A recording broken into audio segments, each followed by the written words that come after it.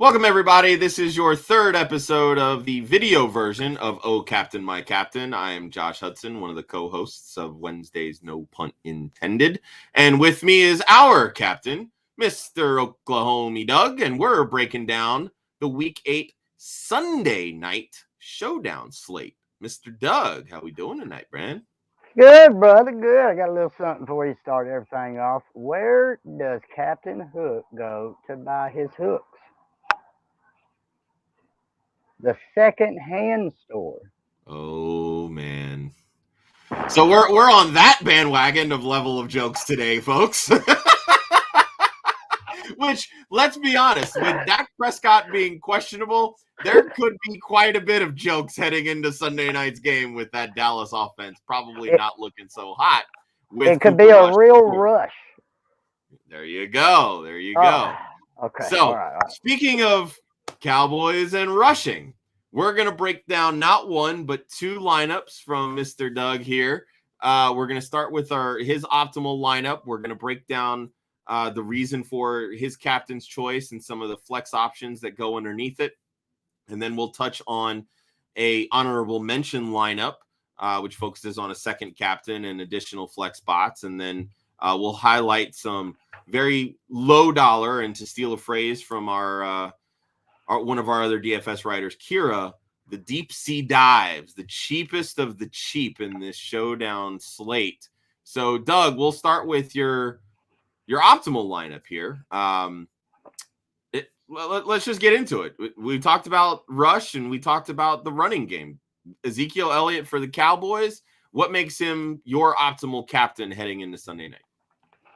The Minnesota Vikings have been a deceptively good defense this year. The record don't really speak for it. Play some really good, tough teams. They've got a great edge presence in Everson Griffin and Danielle Hunter.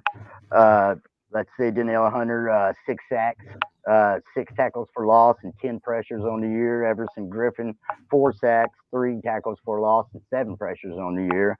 They're number 1 in the NFL in percentage rate, actually. Number 1. But where you can beat the Minnesota Vikings at 128 yards per game, bottom 5 of the league, is rushing. Zeke's kind of been getting a little bit of swag lately, got a rest, got a bye week coming off the bye week. Condolences out to Mr. Dak Prescott, lost his grandmother this morning. Also, dealing with soreness, game time decision. Cooper Rush is in the ball game. Hey, they're going to be feeding them 2 Dallas Cowboy running backs, whether it's dump offs, Pollard, or giving Zeke the ball, 128 yards a game. Going to get both of them Cowboys in there. I like it. Obviously, Dak being heavily questionable. You do like Pollard in this matchup as well. I know we didn't fit him into the optimal lineup here, but just kind of touching on one other Cowboy that you do have in this lineup, CeeDee Lamb, priced at $9,800. So we know how much slot work he got last year, but with Michael Gallup being out of the lineup, Lamb has kind of shifted on the outside, running more there, while teammate Cedric Wilson has lined up here in the slot. What makes you think that Lamb would be a solid option here with the backup Cooper Rush coming in? Well, I believe it had, like you said, with them missing a few pieces, Cooper's going to be the X.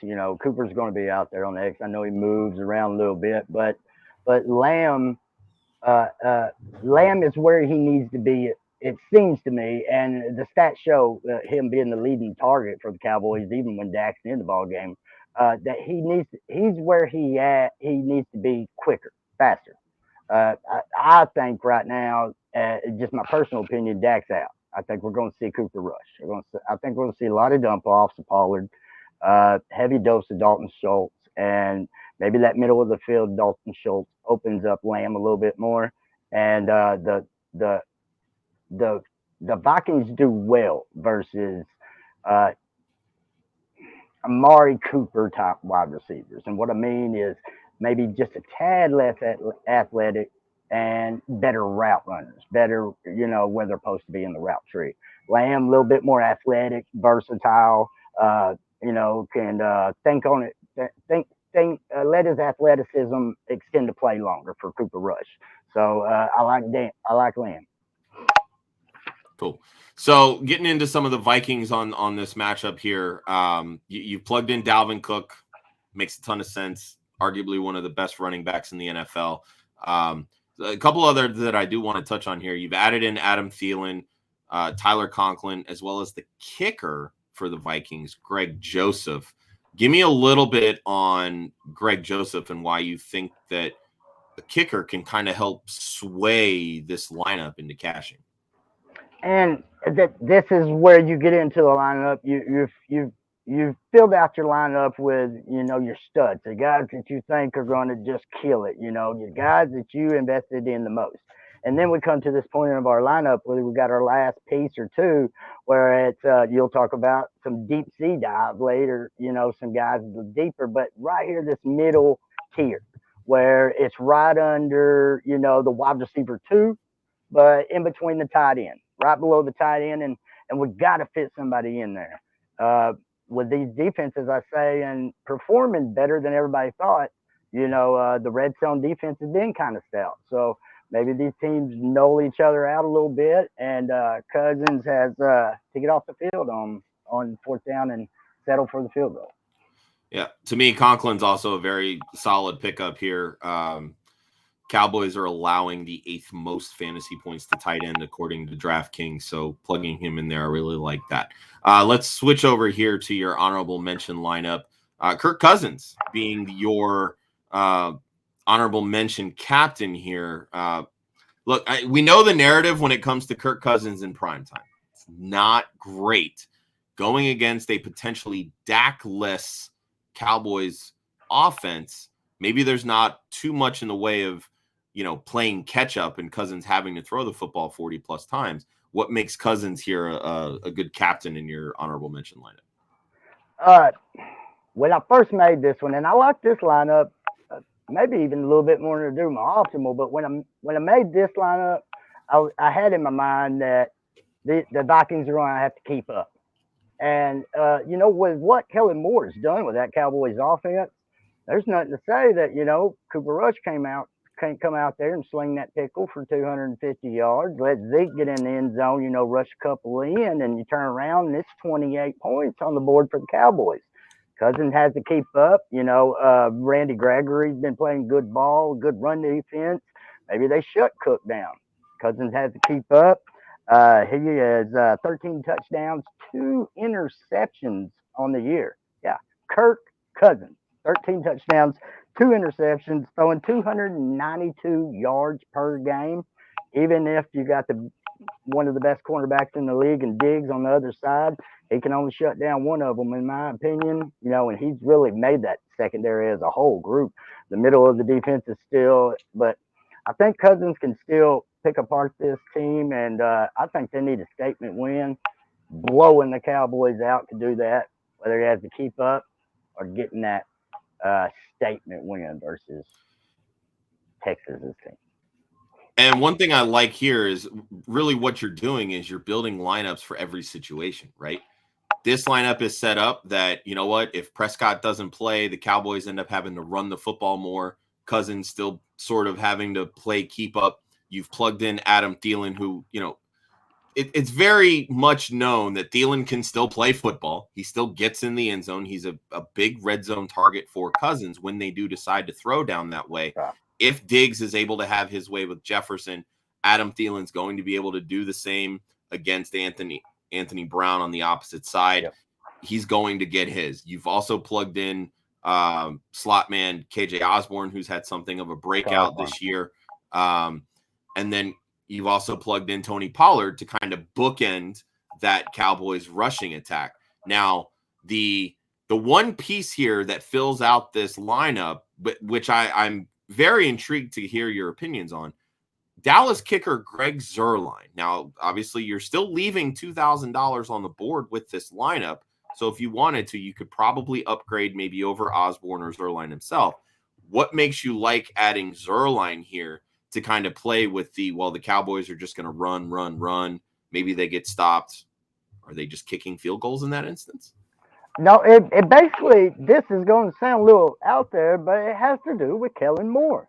The way he has developed this Dallas Cowboys offense has been nothing short of, spectacular. And I believe even if Cooper Rush does get the start, that they can move the ball. Now, him getting pressured at, let's say the 9-yard line when Daniil Hunter and Everson Griffin's in his face is going to be a little bit different than him on the 20 starting to march down the field. So I think he gets a little bit happy feet on third downs in the red zone. Cowboys have to kick a few more field goals, and I think Kellen Moore can get them down the field, and then it's going to be up to Rush to follow through. So I think it's a Zurline game, and that, like you said, that kind of just it covers our bases. If Yep. Rush don't have a good game, then Zurline's in there.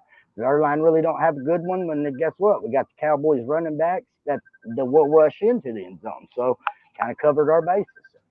No, I like it. I like it. So there's your two lineups. I'm going to go through, kind of highlight some what Kira likes to coin as the deep sea dives here. And one of my first ones, we've mentioned the kickers here in both these lineups.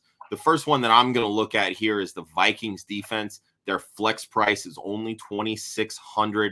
And if you really want to get daring, their captain's price is $3,900, which would then allow you to pay up for a lot of the big pieces in this showdown slate. Look, we talk about it all the time. Defenses against young, inexperienced quarterbacks, they have an ability to get to the quarterback, create turnovers, get some additional sacks. That's how you're going to make your money and profit off of defenses. Another one here, Blake Jarwin at $2,000 for a flex price.